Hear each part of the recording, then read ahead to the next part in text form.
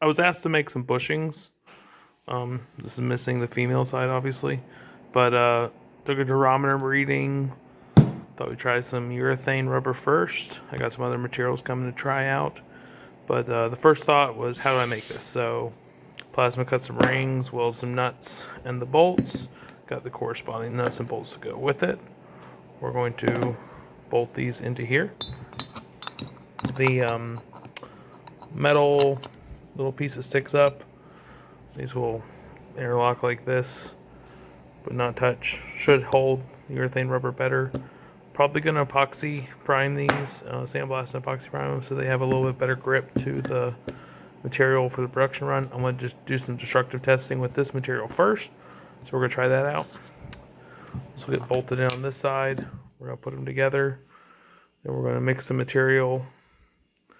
I got it's gonna be 11 ounces for the volume, so I'm gonna do it in 2 lifts. Like I said, like we're pouring concrete.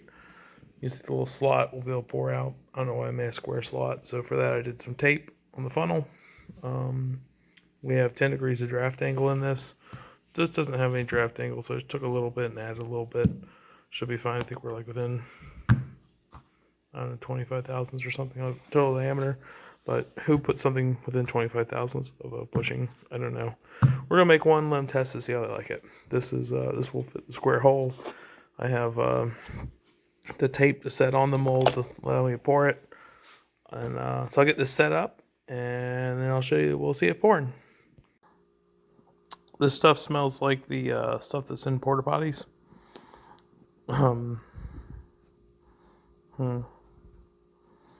Got covered in that once at Boy Scout camp. Forgot about that. That was gross. Anyway, so less gross. We're gonna pour this into this. I got the tape perfectly formed in that square hole, and push the little screwdriver in just to kind of form it against it. I'm gonna pour nice and slow, so air can get out. I feel like I'm just a little bit of surface tension away from a really big mess. Looks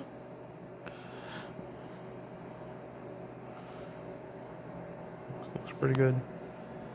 Ditch the tape idea of holding the funnel and fitting it with the tape.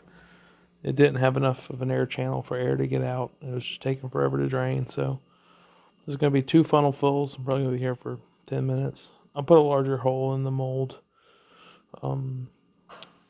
after the test. Well, depends on the viscosity of the other material. I didn't even put an O-ring in the mold because I got a really good machine surface with a good RA.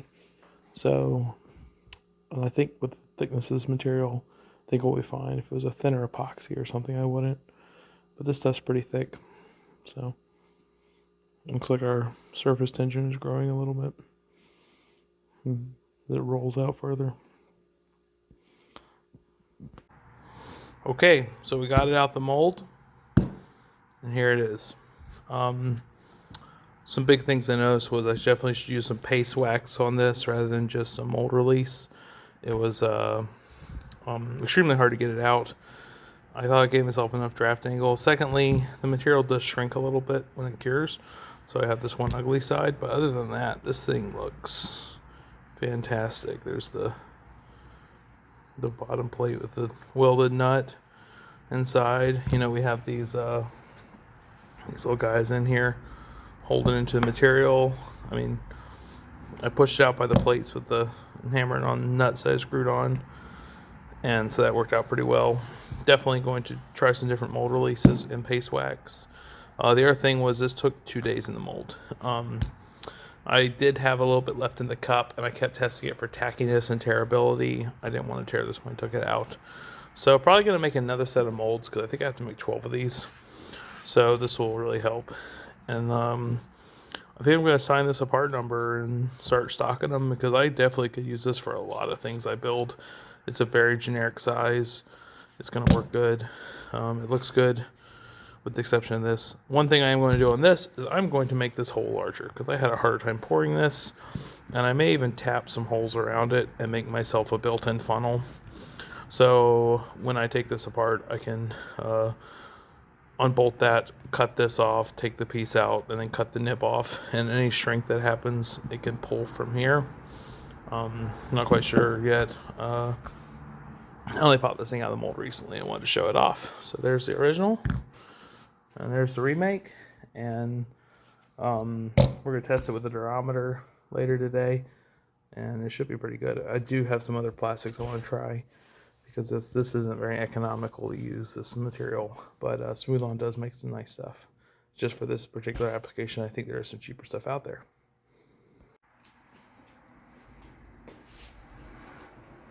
Thanks for following along. This was a cool project. I don't like showing things off just to show things off. So, thanks for checking this out. Secondly, go find a local maker in your area. You never know how good of an idea someone can bring to the table and use to make your life better until you go try to find these people. They're often the best kept secrets, and you can usually tell by the scrap material outside, or the little things you see, or even look for neat little modifications to trucks or trailers, and go talk to these people. You never know, you can make a great friend who helps you make stuff. I solely post YouTube just to meet people. It's kind of fun. I like making friends with people who make stuff, and so follow along. We don't post often. We only post cool projects or interesting solutions or systems, but that's what I enjoy. So we're going to get into some injection molding, some more vacuum forming, and some rotational molding here soon. Where I got parts to build a machine, so check that out if you're into that, and go find a local maker.